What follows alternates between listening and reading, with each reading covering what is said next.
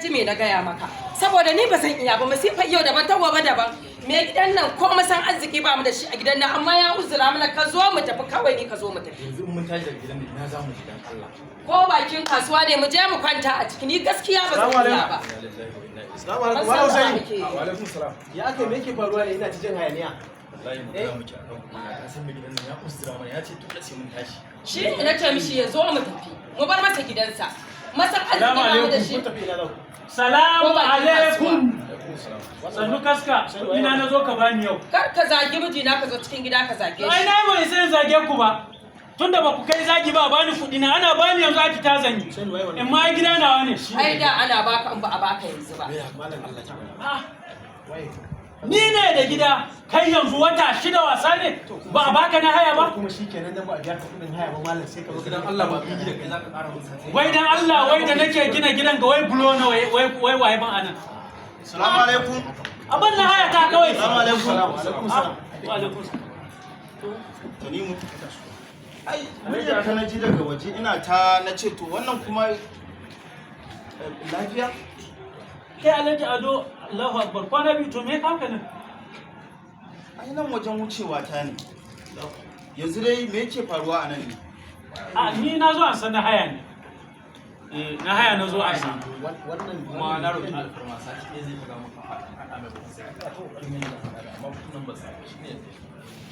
Abata. Yanzu kai inda ana haka kana da rigar sawa yanzu? Alhaji wata 6 aka yi ana ce man yau ko gobe to haka ma Alhaji ai sai in mutu ma ba a biya ni ba To kana magana wata shida wata nawa? Ni shekara nawa ne ina binka kuɗi har yanzu baka ɗauki sile ka bani ba. Amma tunda an yi haka ni ma ka biya ni kuɗi na yanzu nan. Yawwa. Alhaji yanzu Yanzu nan. wai yanzu nan na Bahaushe ko Kwarai. yanzu nan na Bagware Hariya ta kare. Kuɗi na. to ai Alhaji to shikenan tunda aka yi haka ai ba komi to wannan gidan daman shi ya rage mun sai ai mata kuɗi ba komi kawai sai in biya ka da ita ai shikenan ba komi. To tun da ka yi haka yanzu ka yarda cewa zan riƙe wannan gidan a madadin kuɗin da nake binka. Ko?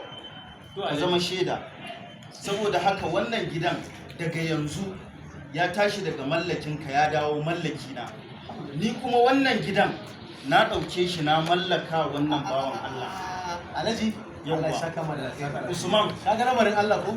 Abin da nake gaya mana dake Usman, daga yanzu wannan gidan ya dawo To. mallakin Allah ya saka da kai. Allah ya saka mana Yawwa. Kai Allah ya saka mana Masha Allah.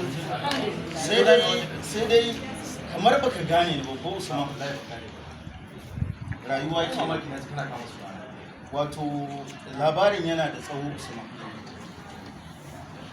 A lokacin da muna shekarar ƙarshe ta makaranta, muna junior secondary school.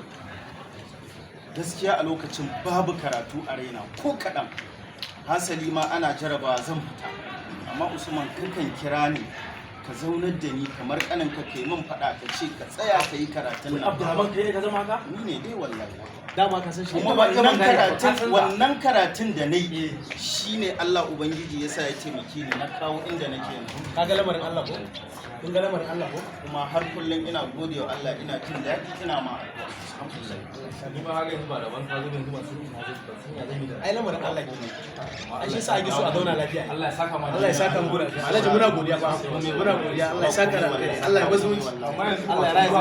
yanzu a kamfanin ne na gina in ka zo ka tambaye ni yawwa in ka zo ka tambaye ni ina nan ofis din sam insha Allah za a yi wani magana an gode Allah ya saka da masha Allah Alhamdulillah ashe alheri ne ma yake tunkaro ina ta daga murya kina wannan ai shi yasa aka ce ko menene ka so maka Allah ka bi ka mata zuwa ga alhamdulillah mun gode maka mu shiga cikin